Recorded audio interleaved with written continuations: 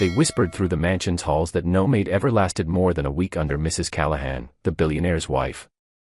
Her sharp eyes, colder than the marble floors, saw mistakes where none existed. Every servant trembled under her gaze, and every dismissal ended in tears. But when a new maid arrived, young, quiet, and different, something unexpected began. She was black, from a small town far away, carrying little more than her dignity and determination. From the first moment she entered the house, the staff exchanged pitying looks. "She won't last," they muttered. Yet, when Mrs. Callahan scrutinized her with icy silence, the maid did not flinch. That calmness caught the wife's attention.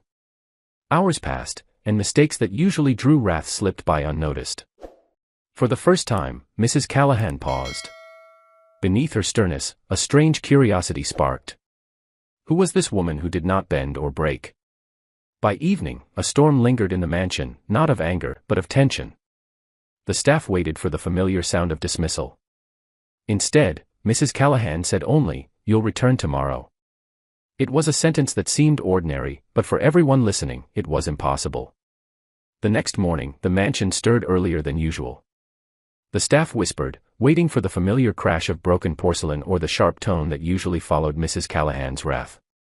But instead, the new maid moved with steady hands and quiet grace.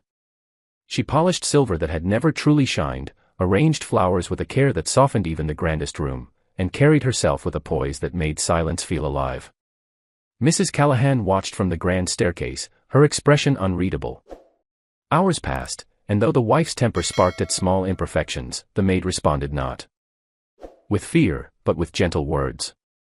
She did not argue, nor did she bow her head in defeat. She simply remained. Something about her presence disturbed Mrs. Callahan, like a mirror she did not wish to face. The staff exchanged glances. How was this woman still standing? And why did the billionaire's wife, usually so ruthless, seem hesitant? By evening, when Mrs. Callahan called her into the private dining room, tension filled the air. Everyone expected dismissal. But when the door closed, silence lingered too long. The only thing they heard was Mrs. Callahan's voice, low but steady, "Tell me, who taught you to endure?" It was not a question she had ever asked a servant before. And that night, for the first time, the mansion felt as though something deeper was unfolding, something none of them could explain. That question lingered in the maid's mind long after she left the dining room. Who taught her to endure? The truth was carved deep in her past. Life had never been kind, but she had learned to stand tall when the world tried to bend her.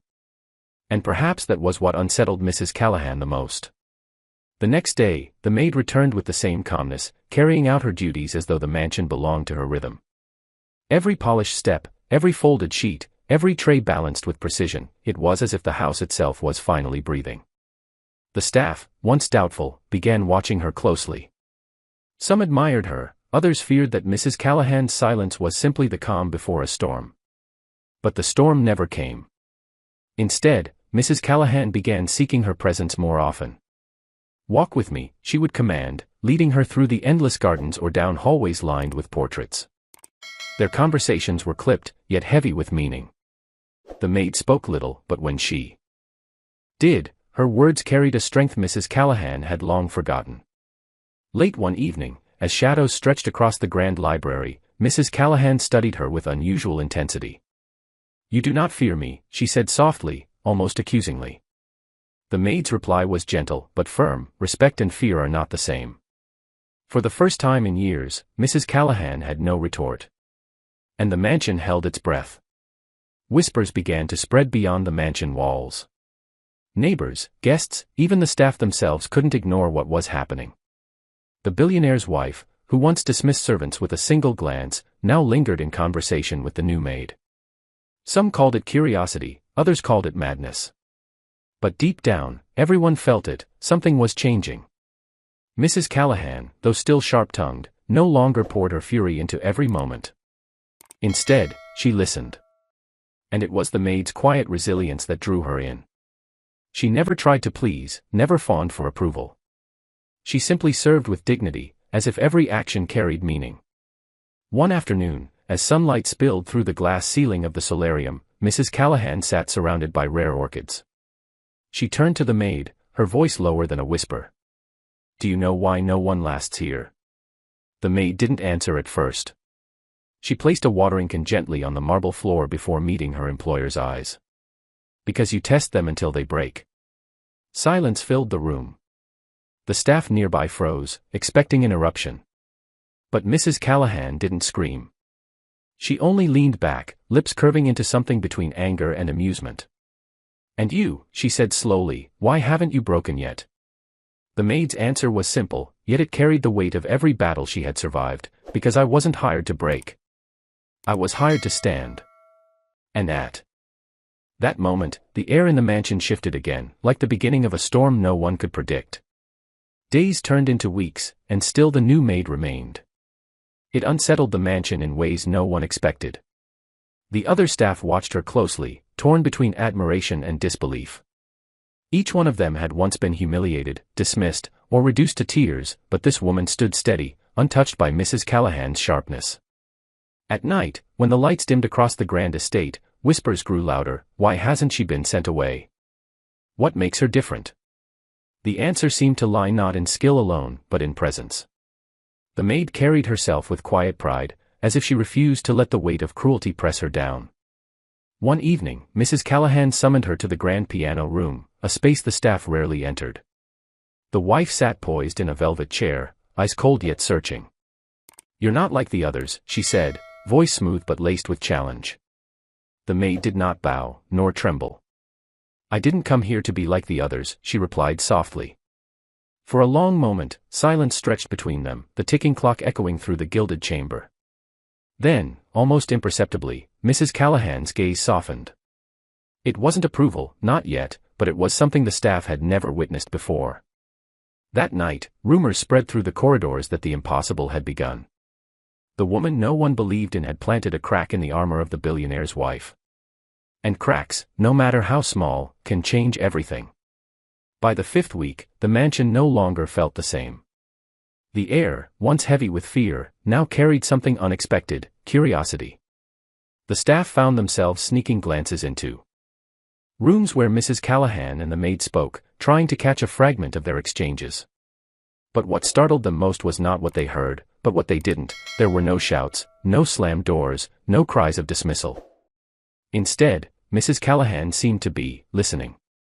One late evening, as rain lashed against the tall windows, the wife sat by the fireplace, her diamond necklace catching the glow of the flames. She looked tired, almost fragile, though she would never admit it. The maid entered quietly, placing a tray of tea beside her. For a moment, neither spoke. Then, Mrs. Callahan asked a question that silenced the entire room. Why do you stay? The maid looked into her eyes, unshaken. Because strength means nothing if it's only for myself. The words lingered in the air like smoke, wrapping around the silence until it became almost unbearable. For the first time, Mrs. Callahan lowered her gaze. The staff who overheard this moment could hardly believe it. The billionaire's wife, known for her icy pride, had been moved by the words of a servant. And though nothing more was said that night, something irreversible had begun to grow: respect. Quiet, fragile, but powerful enough to reshape everything that came after. The mansion's rhythm had changed, but with change came unease. The staff no longer feared Mrs. Callahan as they once did, yet they didn't know how to trust what they were seeing. Could a woman so feared truly be softening, or was it all a storm waiting to break? One afternoon, during a lavish luncheon with high society guests, the shift became undeniable. Mrs. Callahan, draped in elegance, carried herself with her usual commanding presence. But when one guest mocked the maid for serving too slowly, the room fell silent. Everyone waited for Mrs. Callahan to add to the humiliation, as she always had before. Instead, she rose from her seat, her eyes sharp as glass. In my house, she said firmly, no one disrespects those who serve with dignity. Gasps rippled through the hall. The billionaire's wife, defending a maid. The staff could hardly believe it. Later that evening, when the guests were gone and the mansion returned to its quiet grandeur, Mrs. Callahan found the maid alone in the corridor. Her voice was lower than usual, almost tender. You've done the impossible, she whispered. You've made me see myself. The maid did not smile, nor boast. She only bowed her head slightly, as if acknowledging a truth both painful and beautiful. And for the first time, Mrs. Callahan reached out, not with words of command, but with something closer to gratitude. The impossible had not only been done. It had been felt. The mansion, once a place of fear and dismissal, now carried a different heartbeat. The staff walked lighter, the halls seemed brighter, and whispers of change spread beyond its gilded gates. Yet the greatest change lay within Mrs. Callahan herself. She, who once demanded perfection through cruelty, now carried herself with a quietness no one had ever witnessed.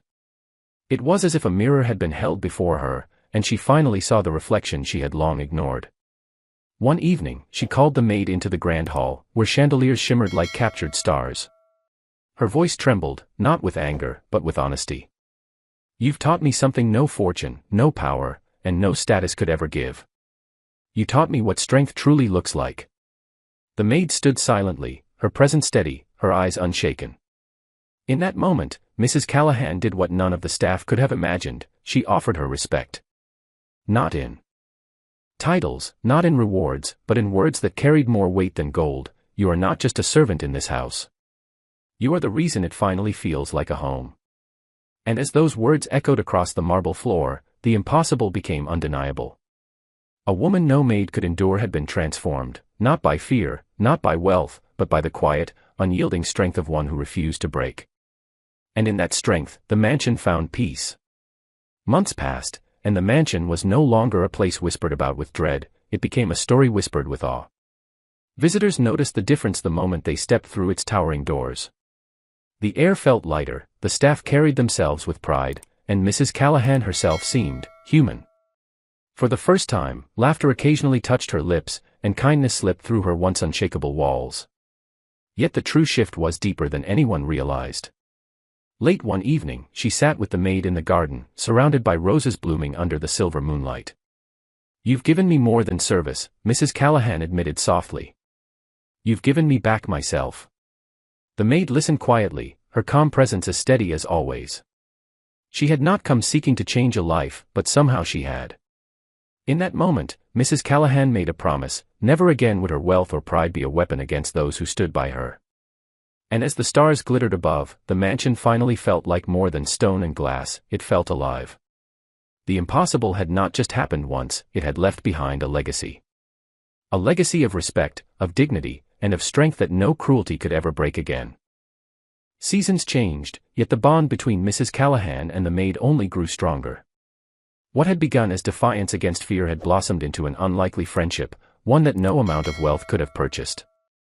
The mansion, once an icy palace, now became a place of learning. Mrs. Callahan invited the staff into conversations, asking for ideas, even listening to their stories. For the first time, her home was filled not with commands, but with voices. Still, beneath the progress, there was an unspoken truth: change is never without resistance. Some in high society began to whisper that Mrs. Callahan had grown soft, that she had allowed a servant to influence her. Yet when faced with those comments, she stood taller than ever.